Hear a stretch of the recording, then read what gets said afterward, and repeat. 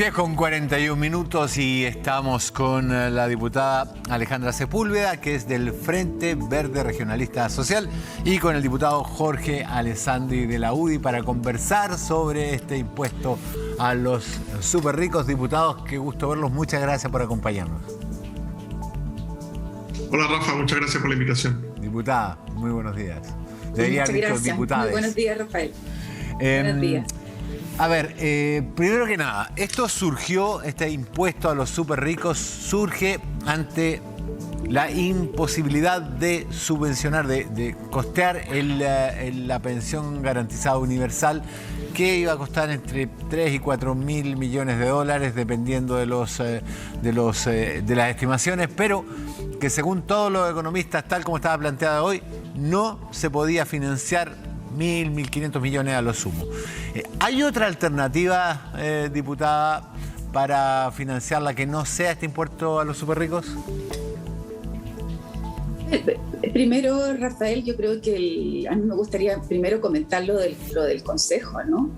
Lo del Consejo de Fiscal Autónomo es súper importante, porque en el fondo es un organismo, ¿no? Es un organismo que es autónomo, que además tiene los especialistas más importantes en los temas tributarios, pero además, ¿no es cierto?, cómo él entrega distintas, yo diría, visiones, pero que son complementarias a lo que nosotros hemos planteado como posición durante este tiempo. Son profesionales de alto nivel y que son además personas que tienen una autonomía y que permanentemente han estado, ¿no es cierto?, entregando su opinión al Ministerio de Hacienda de varios gobiernos.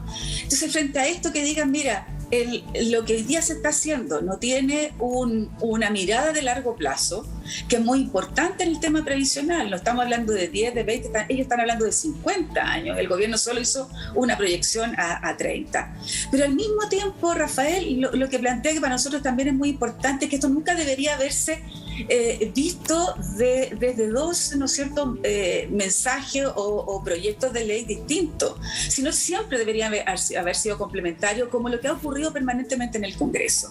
Y además que las tres fórmulas de financiamiento que plantea el gobierno tienen muchas debilidades. Y esas debilidades dan origen, ¿no es cierto?, a lo que tú estás planteando hoy día, al tema de los súper ricos.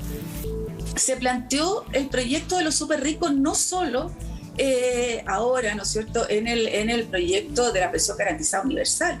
Esto se viene planteando mucho antes, precisamente en los tiempos de pandemia, donde hablábamos del 5% por una sola vez, ¿no es cierto?, alrededor de las personas que tuvieran, ¿no es cierto?, un patrimonio sobre los 22 millones de dólares. Pero lo que estamos diciendo hoy día, busquemos la fórmula de encontrar el financiamiento para la pensión garantizada universal. Rafael, 138 votos, ninguno en contra, desde la oposición, para poder encontrar una solución a los pensionados. Ningún voto en contra. Y lo que estamos pidiendo hoy día es que racionalmente, y yo tomo las palabras del ministro de Hacienda, ¿no?, busquemos la fórmula, sentémonos a conversar de dónde encontrar las vías de financiamiento de largo plazo, que el sistema se haga, que tenga sustento, que sea sostenible en el tiempo, ¿no? Pero no podemos encerrarnos. Hoy día las vías de financiamiento que planteó el gobierno son insuficientes, son precarias, no sirven para tener este financiamiento, ¿no es cierto?, para los próximos 50 años. Imagínate que lo que ha dicho el Consejo, que ni siquiera el 0,95 que se suponía, ¿no es cierto?, que íbamos a tener el año 2030 va a ser estable, ¿no? 0,95 puntos del PIB. Del PIB, del 0,95% del PIB, va a ser estable. Sigue subiendo el año 2050, sigue subiendo el año 2050. Entonces, las proyecciones que se tienen de parte del gobierno, del Ministerio de Hacienda, han sido erróneas. Por eso que sentémonos a conversar, busquemos la fórmula. Y yo acojo lo que ha dicho el gobierno y la actitud que podamos tener tanto en la Cámara como en el Senado para construir un sistema de financiamiento que sea estable y sostenible en el tiempo. Diputado Alessandri, ¿qué le parece? Buenos días. Buenos días. Buenos días, diputada Sepúlveda. Buenos días, Rafa. Buenos Primero, días. Toda esta discusión hay que mirarla, a mi juicio, con un paraguas. Y ese paraguas es un ejemplo de una indicación que presentó el diputado Boris Barrera del PC en la Cámara para que si este proyecto se aprobaba, su pago se dilatara 1 mes y medio. ¿Qué te está diciendo eso? Que lo que más les importa es que no se pague el primer cheque en este gobierno. Después, por supuesto, aparecen las dudas, el financiamiento, los detalles, pero esa indicación de Boris Barrera para mí, o sea, me dolió, porque yo digo, Gladys Marín no habría presentado jamás una indicación así, porque estaba la gente primero. Pero este nuevo PC dice, bien por los beneficios, siempre que no los pague este gobierno. Entonces, esa indicación creo que ensucia y mancha todo este tema. Respecto al financiamiento, lo primero que hay que tener claro es que esta pensión universal reemplaza a otra ley que ya existía y que ya tenía financiamiento, que se llamaba el Pilar Solidario.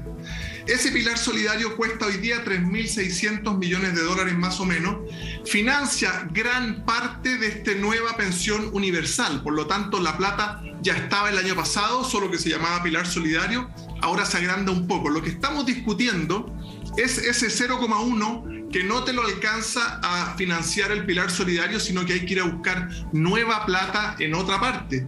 Y a eso el Consejo Fiscal Autónomo dice, la mejor forma no es retirar la plata que tú aportabas al fondo de pensiones, sino que busquemos otra. Y el gobierno ha dicho, vamos a ir por un impuesto a la ganancia capital del 10%, porque para el año 2022 está financiado. Lo que pasa es que más gente va jubilando cada año y sabemos que los chilenos viven más. Por lo tanto, este costo va a ir subiendo en el tiempo, en el tercer año, en el cuarto año, y para eso hay que buscar financiamiento. Y por eso que las exenciones se puede demorar 6 meses más en tramitarse y no pasa nada. Llevarlo en conjunto, ya intentamos llevarlo en conjunto una vez, como coalición, como gobierno, con la ley corta que mejoraba la pensión básica solidaria. Hubo problemas ahí, exigieron separarlo, en fin. Entonces, avancemos, lo pague quien lo pague, me da lo mismo si el cheque lo va a firmar el presidente saliente, el presidente entrante, es la gente la que necesita. Y para mí lo más importante de esta reforma es que cambie el paradigma de cuando el Estado te ayuda. Te pone un piso de 185.000 sin importar cuánto tú juntaste. Hasta ahora, si tú habías juntado plata, el Estado te reducía la ayuda, lo que era un incentivo totalmente al revés de lo que debiera ser. Hoy día te pone un piso de 185 y por eso todos deberíamos estar contentos por este cambio de paradigma. El primer paso fue el IFE universal, que el Estado te ayudaba siempre. El segundo paso es este primer peldaño que el Estado te pone para que sobre eso tú puedas aportar tu ahorro individual. ¿Por qué no se hizo esto hace 2 años cuando las pensiones dignas era el reclamo más reiterado en las manifestaciones en la Plaza Italia, Baquedano, Dignidad, llámelo usted como quiera? ¿Por qué no se conjuró con una política estatal que, como usted bien dice, diputado, no dependiera de cuánto uno puso, sino que fuera un fondo no contributivo, para poner un piso mínimo, una igualdad en el proceso de pensionar a los chilenos? Yo creo que uno no puede juzgar intenciones. Cuando el gobierno de Lagos empieza a pagar 76.000 pesos, después Bachelet, el 2006, lo sube a 103. No es que fueran tacaños los parlamentos, los presidentes de esa época. Cada gobierno va haciendo lo que puede. Cada gobierno va subiendo la plata respecto al financiamiento que tiene. Por eso es tan importante financiar estas cosas a largo plazo. Y no es tacaño un parlamento o un presidente. En un país como Chile, uno va subiendo a medida de que tiene los recursos. ¿Y de dónde vienen los recursos? Del crecimiento económico. ¿Cuál es una fórmula mala siempre? Que usted, por las medidas que toma, frena el crecimiento económico. Recuerde que cada punto que crece el país son $600 millones más para el Pero diputado, fiscal. Recuerde usted también que Chile, post distribución del ingreso, o sea, tiene un indicador por ingresos y otro que no cambia. El índice Gini no cambia después de los impuestos. En Chile, los impuestos son un problema en la distribución del ingreso, en la equidad.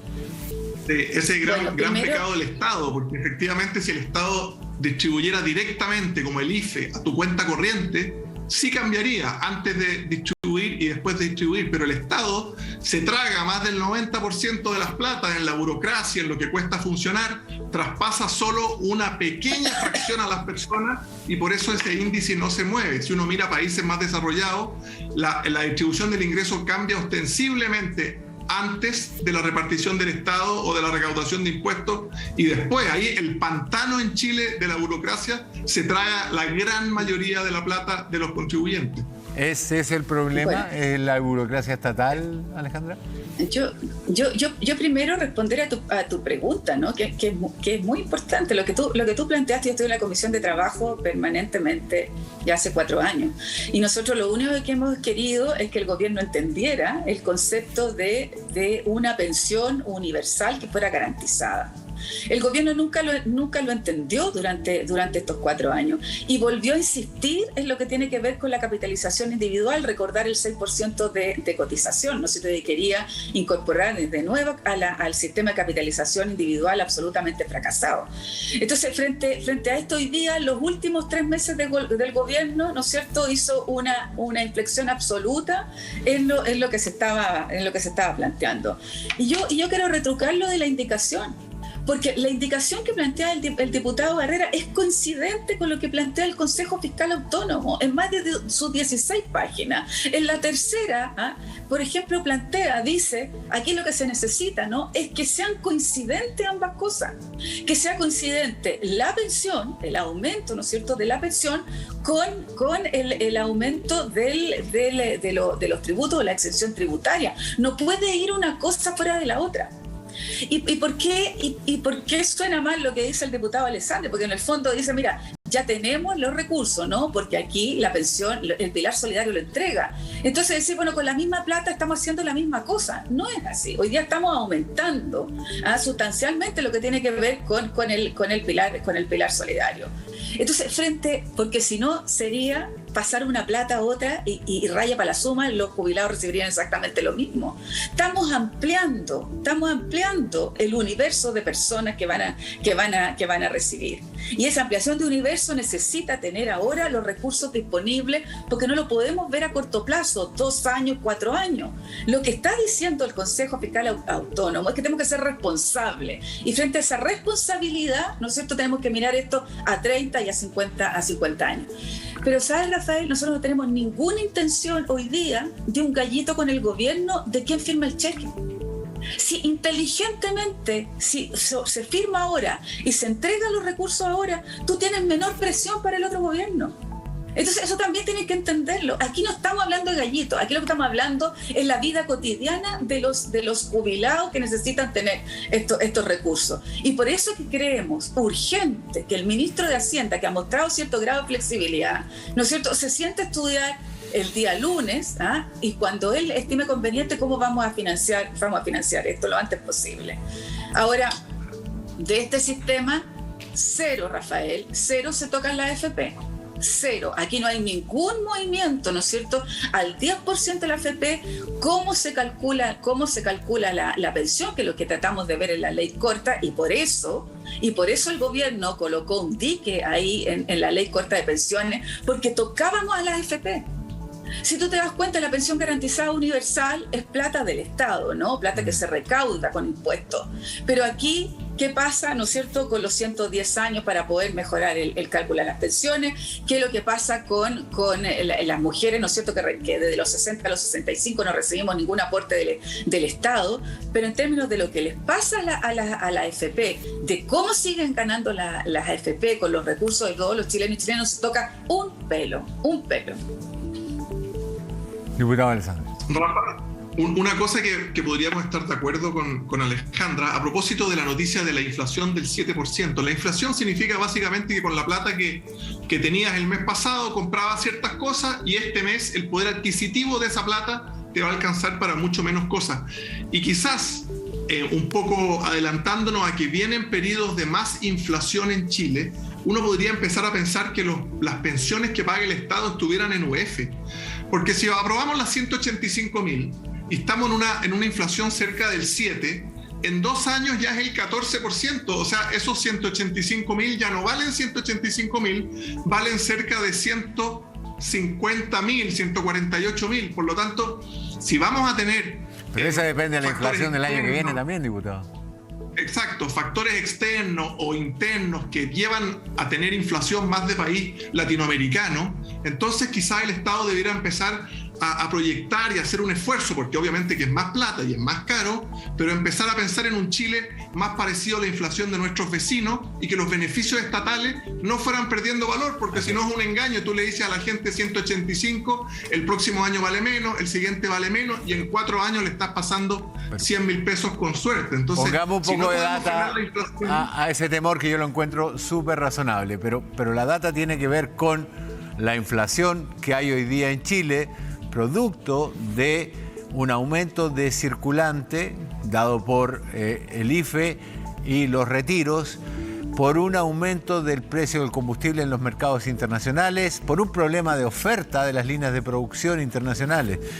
Es poco probable, al menos, que esa inflación se repita el año que viene, porque hay una gran cantidad de factores externos que involucran esa alza. Y el Banco Central, que es un ente autónomo, ya ha tomado medidas y no descarta subir más las tasas de manera de controlar la inflación, buscando volver al rango de 3, o 3,5. De hecho, después de las últimas medidas se ha hablado de que estaríamos proyectando un 5 para el año que viene, tratando de bajarlo más. O sea, es cierto lo que usted dice, diputado, pero los indicadores que manejamos hoy hablan de que nuestra inflación podría volver a bajar para situarse dentro del rango esperado antes de este año tan particular que es este.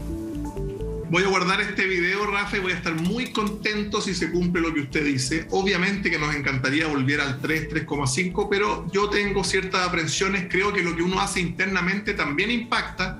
No es todo externo. También la seguridad, las inversiones internas, es una mezcla. Pero yo veo cierto temor de que podamos acercarnos a empezar a acostumbrarnos al 7 y no al 3, que era de país desarrollado. Y eso al final impacta a los más pobres, obviamente, que consumen todos sus ingresos. Claro. Diputada Alejandra, bueno, cuando nosotros comparamos la inflación, ¿no es cierto?, con los países europeos, ¿no?, y fundamentalmente con la OCDE ahí, la inflación que nosotros teníamos en Chile, cuando estábamos en el 5, en el 5,4, precisamente la OCDE tenía muy parecida a la inflación, incluso unas décimas superior. En España, ¿no?, la inflación fue tremenda y precisamente todos los expertos europeos plantearon que esto iba a ser absolutamente transitorio. Yo comparto esto. La inflación, ¿no es cierto?, es producto sin duda también, ¿no es cierto?, por manejo interno, que fueron absolutamente necesarios en su minuto, pero también de una proporción importante a lo que está ocurriendo en el exterior. Yo creo que esta inflación va a ser también transitoria, que vamos a volver, que va a bajar, no a los indicadores que teníamos, ¿no es cierto?, hace algunos años atrás, antes de la pandemia, pero sí va a bajar. Yo creo que esa es la expectativa que tenemos, así que, diputado Alessandri, puede grabar esta intervención, ¿no es cierto?, para recordarnos cuando corresponda, y en su defecto, que nosotros podamos recordárselo a usted. No, pero va a bajar, eso es un hecho. Lo que pasa es que no al 3,5%. ¿Sí? Se espera que baje, claro. No quiero ser tan aventurado. Se espera que baje porque además es un fenómeno mundial. Hay aquí un fenómeno de que las líneas de producción a lo largo de todo el mundo sufrieron un enorme frenazo con la pandemia, y el costo del transporte marítimo se disparó. No hay centros de acopio, no hay centros de distribución, falla la logística. Eso es una componente muy importante, que es lo que demuestra que otros países que no tuvieron retiros, ni IFE, equivalente al IFE lo tuvieron, retiros no, también hayan tenido inflaciones muy altas. Ahora, más allá de la inflación, ¿creen ustedes que vamos a tener aprobada esta ley con el financiamiento antes de que termine el gobierno de Sebastián Piñera? Nosotros tenemos receso en febrero, así que tiene que ser en enero o los primeros días de marzo. Yo espero que sea en enero y que se pueda promulgar lo antes posible. Por último, que nos citen en febrero cuando el Congreso está en receso, pero espero que a la gente se le pueda pagar tipo 10 de febrero o 15 de febrero. Diputada. Yo creo que sería una irresponsabilidad salir de vacaciones sin tener aprobado este proyecto. Sería una irresponsabilidad. Yo creo que nosotros tenemos que quedarnos en febrero tramitando todo enero y lo necesario de febrero para tramitar el proyecto. Yo creo que cómo nos vamos a ir de vacaciones, ¿no es cierto?, con algo tan importante para las personas, para la familia, esperando que esto se produzca en marzo. No, yo soy jefa de bancada, lo voy a plantear así, de quedarnos hasta terminar y mira, va a ser mucho más fácil si el gobierno, ¿no es cierto?, se abre a poder dialogar y a buscar racionalmente las vías de financiamiento.